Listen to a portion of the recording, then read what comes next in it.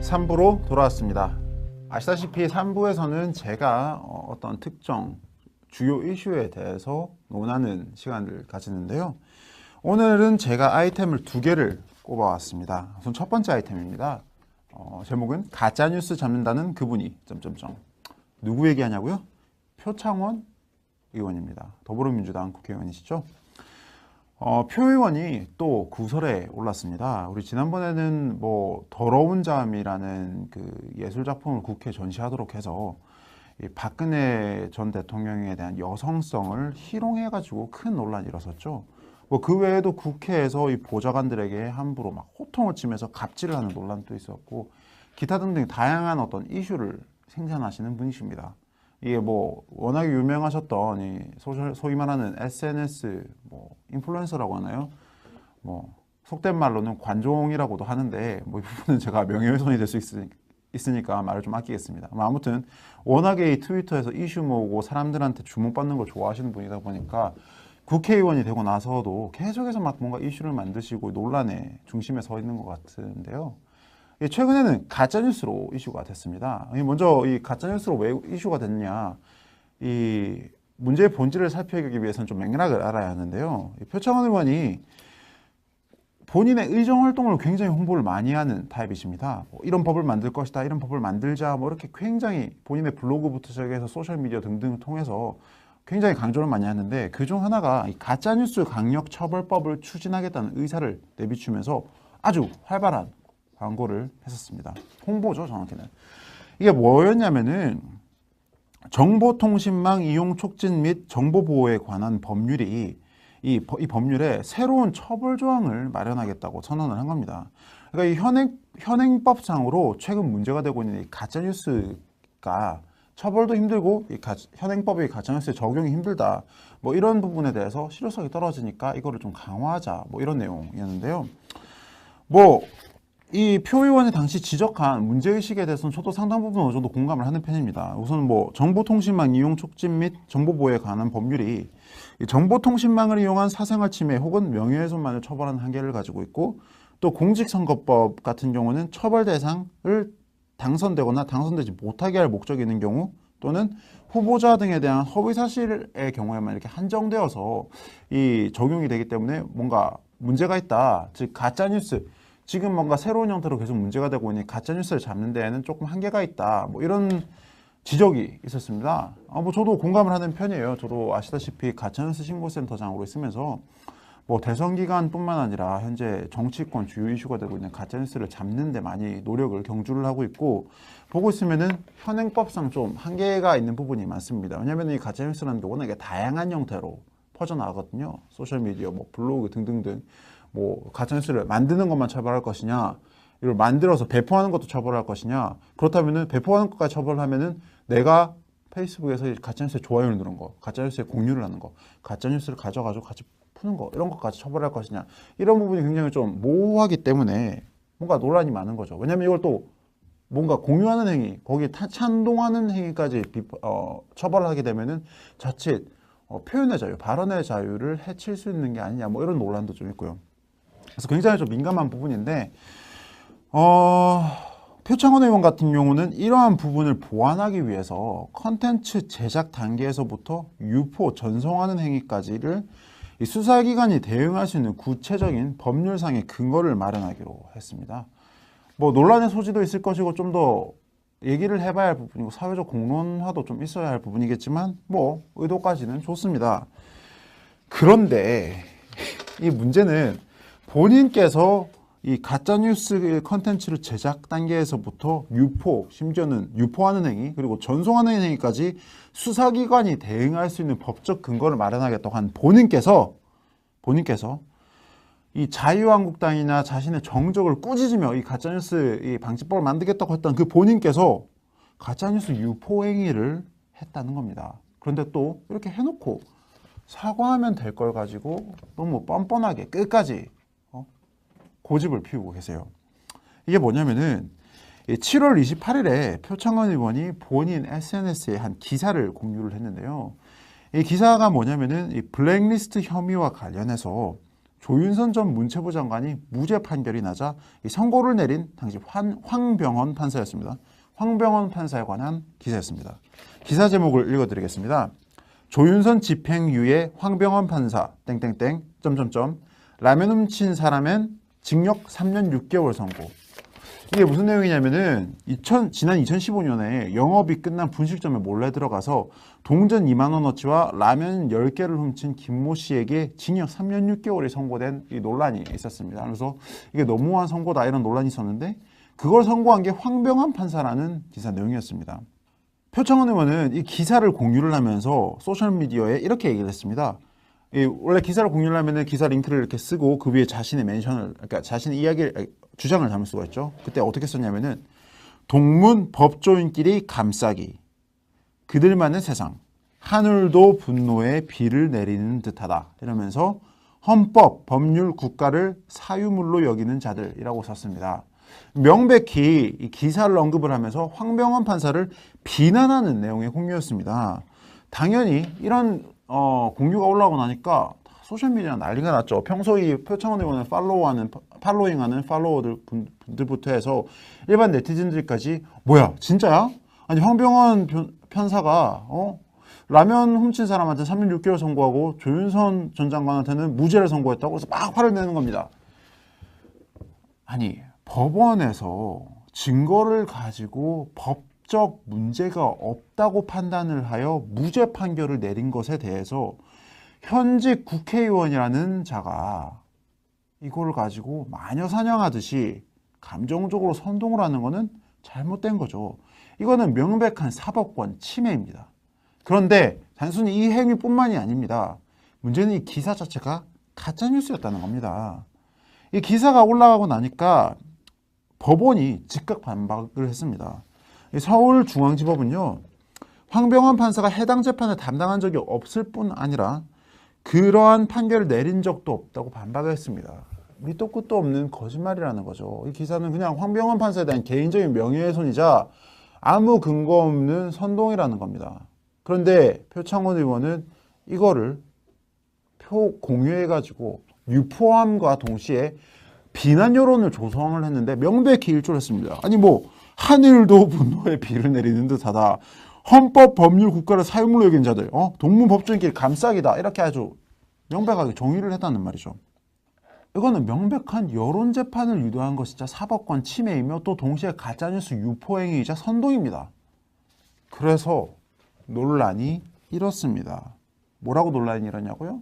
아니 가짜뉴스 처벌법을 제안했더니 표 의원 본인이 가짜뉴스를 공유하는 게 말이 되냐 막 비난 여론이 일어났습니다. 뭐 사실 저였으면은 아니 일반적인 정치인이었으면 사과를 했어야죠. 내 행동이 경솔했다. 이 기사 하나 올라온 거 보고 무작정 이렇게 막 비난을 하면서 여론 재판을 만들고 대한민국 국회의원 그 법을 만드는 사람이 사법부의 권한을 침해하는 행위를 내가 했어서는 안 됐다. 미안하다. 감정이 앞섰다. 적절치 못한 행동이었다. 이렇게 말씀을 하셨어야 했는데 여기에 또 발끈하셔가지고 반박글을 쓰시네요. 뭐 이 반박글을 제가 가져왔는데 내용이 좀 깁니다. 근데 제가 좀 주요 부분만 얘기를 해보겠습니다. 결국 언론사 자신들의 수익을 위해 네티즌들에게 이 기사 공유해달라고 공유하게 해서 광고 수입을 올리게 해주세요 라는 의미로 기사마다 부착해놓은 공유하기 버튼을 눌러서 이 네티즌이 공유를 해주면은 그 기사에 문제가 있을 경우 공유한 행위를 비난하고 기사로 보도에 망신을 주는 형국이다. 이게 무슨 말이냐? 본인이 가짜뉴스 유포했다고 언론들이 막 싸잡아가지고 이 가짜뉴스 발의한 표 의원이 가짜뉴스를 공유했다, 유포했다 이렇게 난리를 치니까 거기에 발끈해가지고 아니 언론사들 너희들 광고 수익 올리려고 네티즌들이 공유해줘가지고 공유를 했는데 이게 사실이 아닌 걸로 밝혀지면은 가짜뉴스 유포했다 공유했다면서 망신을 준 또 기사를 써가지고 너희들의 이득만 챙긴다. 이게 말이 되냐 뭐 이런 내용입니다. 아니 물론 언론사의 문제는 맞습니다. 이런 최초의 이런 진위 여부가 확인되지 않은 가짜 뉴스 자체를 생산하고 유포한 언론사 그리고 그 기자의 1차적인 책임 있는 건 맞는 말이죠. 맞는 말인데 그래가지고 이거를 무작정 언론의 책임으로만 책임 전가를 한다는 건 말이 안 되는 겁니다. 아니 표창원 의원님 국회의원 아니십니까? 무려 이 국회의원이라는 사회적 지위와 공인으로서의 사회적 영향력, 그거를 고려를 하셨어야죠.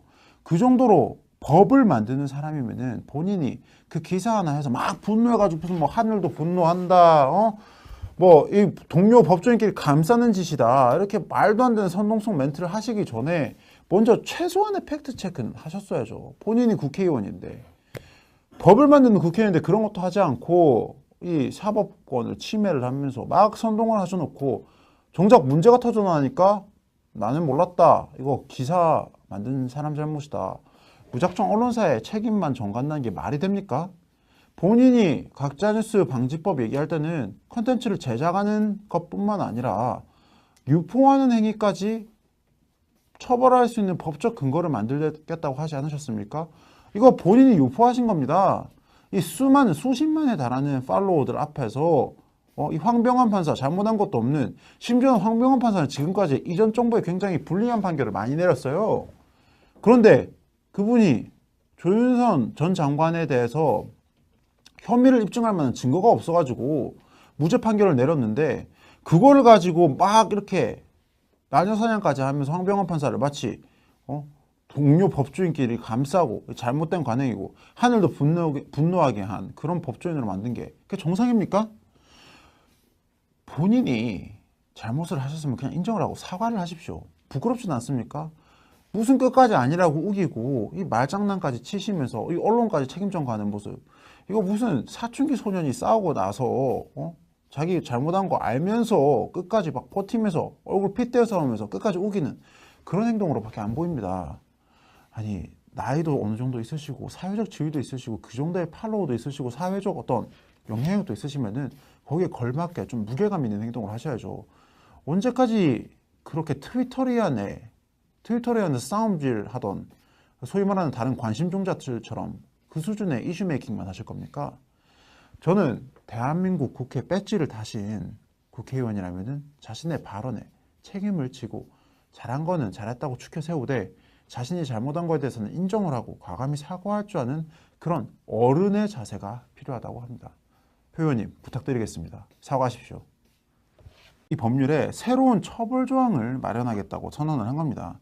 그러니까 이 현행법상으로 최근 문제가 되고 있는 이 가짜뉴스가 처벌도 힘들고 이 현행법의 가짜뉴스의 적용이 힘들다, 뭐 이런 부분에 대해서 실효성이 떨어지니까 이거를 좀 강화하자, 뭐 이런 내용이었는데요.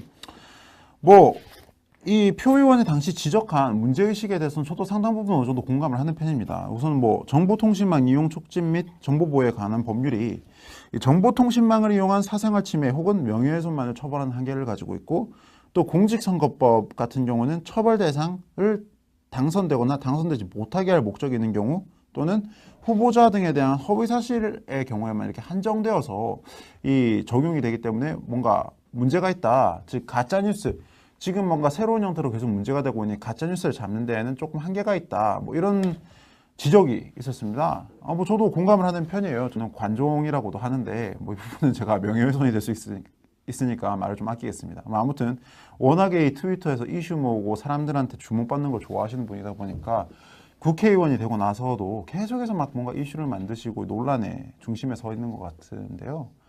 최근에는 가짜뉴스로 이슈가 됐습니다. 먼저 이 가짜뉴스로 왜 이슈가 됐냐, 이 문제의 본질을 살펴보기 위해서는 좀 맥락을 알아야 하는데요. 표창원 의원이 본인의 의정활동을 굉장히 홍보를 많이 하는 타입이십니다. 이런 법을 만들 것이다, 이런 법을 만들자, 뭐 이렇게 굉장히 본인의 블로그부터 시작해서 소셜미디어 등등을 통해서 굉장히 강조를 많이 하는데, 그중 하나가 이 가짜뉴스 강력처벌법을 추진하겠다는 의사를 내비추면서 아주 활발한 광고를 했었습니다.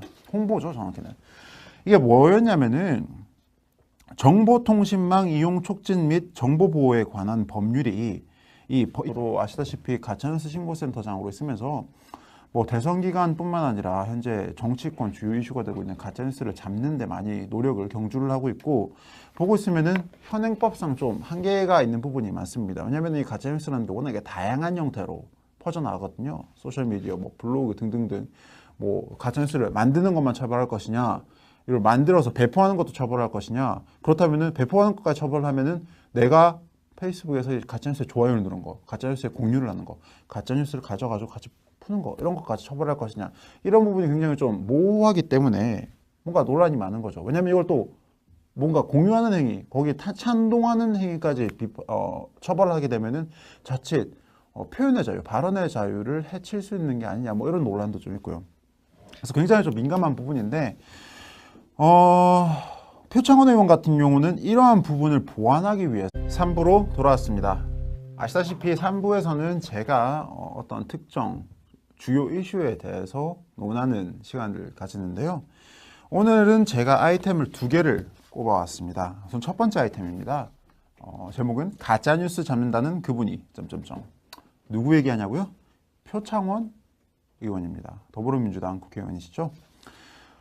표 의원이 또 구설에 올랐습니다. 우리 지난번에는 뭐 더러운 잠이라는 그 예술 작품을 국회에 전시하도록 해서 이 박근혜 전 대통령에 대한 여성성을 희롱해가지고 큰 논란이 일어섰죠. 뭐 그 외에도 국회에서 이 보좌관들에게 함부로 막 호통을 치면서 갑질을 하는 논란도 있었고 기타 등등 다양한 어떤 이슈를 생산하시는 분이십니다. 이게 뭐 워낙에 유명하셨던 이 소위 말하는 SNS 뭐 인플루언서라고 하나요? 뭐 속된 말로서 컨텐츠 제작 단계에서부터 유포 전송하는 행위까지를 이 수사기관이 대응할 수 있는 구체적인 법률상의 근거를 마련하기로 했습니다. 뭐 논란의 소지도 있을 것이고 좀 더 얘기를 해봐야 할 부분이고 사회적 공론화도 좀 있어야 할 부분이겠지만 뭐 의도까지는 좋습니다. 그런데 이 문제는 본인께서 이 가짜뉴스 컨텐츠를 제작 단계에서부터 유포, 심지어는 유포하는 행위, 그리고 전송하는 행위까지 수사기관이 대응할 수 있는 법적 근거를 마련하겠다고 한 본인께서 이 자유한국당이나 자신의 정적을 꾸짖으며 이 가짜뉴스 이 방지법을 만들겠다고 했던 그 본인께서 가짜뉴스 유포 행위를 했다는 겁니다. 그런데 또 이렇게 해놓고 사과하면 될 걸 가지고 너무 뻔뻔하게 끝까지 고집을 피우고 계세요. 이게 뭐냐?